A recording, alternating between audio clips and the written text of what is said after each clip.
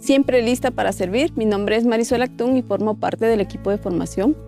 Hoy tengo el gusto de entrevistar a Ricardo Pinto. Él es comisionado nacional de Antiguos Scouts. Hola, Ricardo. Quisiéramos saber cómo nace la sección de Manada en Guatemala. Un gusto muy especial saludarles desde nuestro bello Campo Escuela San Jorge Muxbal. En atención a la pregunta de Marisol, ¿cómo nace el lobatismo? ¿Cómo nacen las manadas en Guatemala? Recordémonos así muy brevemente que en 1920 y en forma oficial se funda el movimiento Scout en Guatemala por Carlos Cipriani. Y de 1920 a 1930 prácticamente solo existía la rama de tropa en ese momento, y que inclusive eran muchachos de 15 a 18, 19 años de edad. No fue sino hasta 1930 cuando Pedro Guillén se le nombra como comandante del cuerpo de lobatos y empieza a trabajarse con esta rama de niños muchachos, porque no era como actualmente de 7 a 11 años de edad, sino que iban de los 11 a los 15 años para participar en la rama de lobatos. No habían saicenas, lo que habían eran patrullas y tenían nombres como la tropa o como la unidad de Scout actualmente, el colibrí, la mariposa, el tigrillo, eran esos nombres los que había. Pero lo más importante es que no existía un programa específico para el lobatismo. Es decir, para la rama de la tropa en ese tiempo, pues más o menos se llevaba a cabo un programa copiado de los Boy Scouts of America. Y aunque había mucha disciplina militar y mucho adiestramiento y capacitación en esa área, también existía Woodcraft, había vida al aire libre, había todo lo demás. Pero los lobatos de 11 a 15 años eran una copia de los Scouts en miniatura. Es decir, las mismas actividades de los muchachos Scouts se los daban a los lobatos, minimizado su actividad, su comportamiento. No fue sino hasta de 1930 a 1940 y tantos, 45, que se logra empezar a traer un programa un poquito más ajustado. Y es el señor Hans Peter Goodman, quien viene a Guatemala procedente de Inglaterra y es incorporado a la asociación debido a la capacitación que él ya traía, el adiestramiento y ante todo la literatura. Y él crea la rama de lobatos y se le nombra comandante general de los lobatos de la República de Guatemala.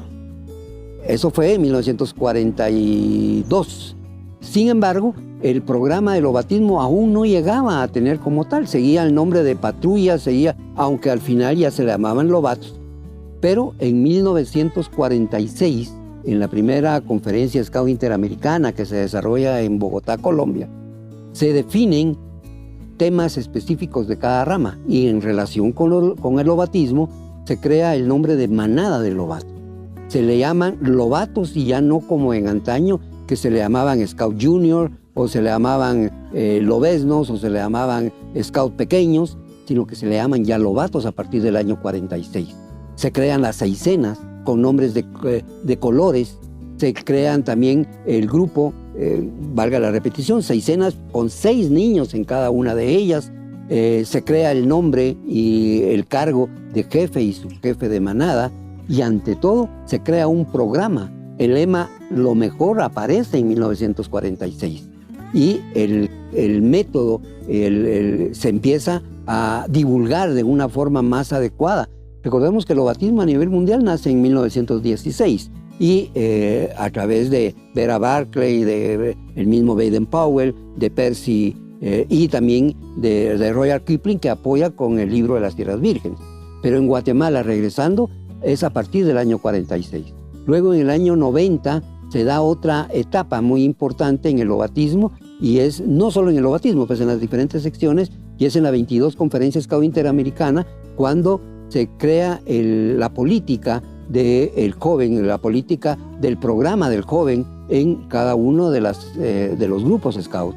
Y a partir de ese año, de 1990, se empiezan a dar esos cambios radicales en cuanto a la actualización del programa. Se crea Macro, se crea REME y las asociaciones empiezan a trabajar en beneficio de objetivos más precisos, más concretos y de acuerdo a las edades y a la idiosincrasia de cada uno de los países. No podía haber un programa que fuera igual en Inglaterra, en Europa, en Asia, en China, o que fuera en Guatemala. Pues había que adecuarlo y le dan esa libertad a las asociaciones con un marco de referencia de poder adaptarlo.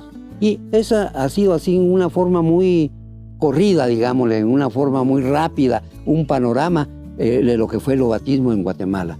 En Guatemala hubo dirigentes muy entregados al programa del lobatismo. Recordamos, por ejemplo, a Chaleco Jiménez, recordamos, por ejemplo, bueno, el primer dirigente, Pedro Guillén Castañón, el primer dirigente de Manada, el primer subjefe de Manada a los 11 años de edad, es otro dato importantísimo. César Augusto España, Tito lo nombran siendo lobato. Ya en ese tiempo los lobatos eran de 11 a 15 años, estamos hablando de los años 40, y Tito lo nombran subjefe de Manada a los 11 años de edad. Y era por el desconocimiento que había, pues no, más que todo eran actividades técnicas y no había esa formación integral del carácter, de la personalidad del niño y del conocimiento a su vez de su propia psicología que en esa etapa de la vida él presenta. Entonces podemos decir que el lobatismo ha ganado mucho.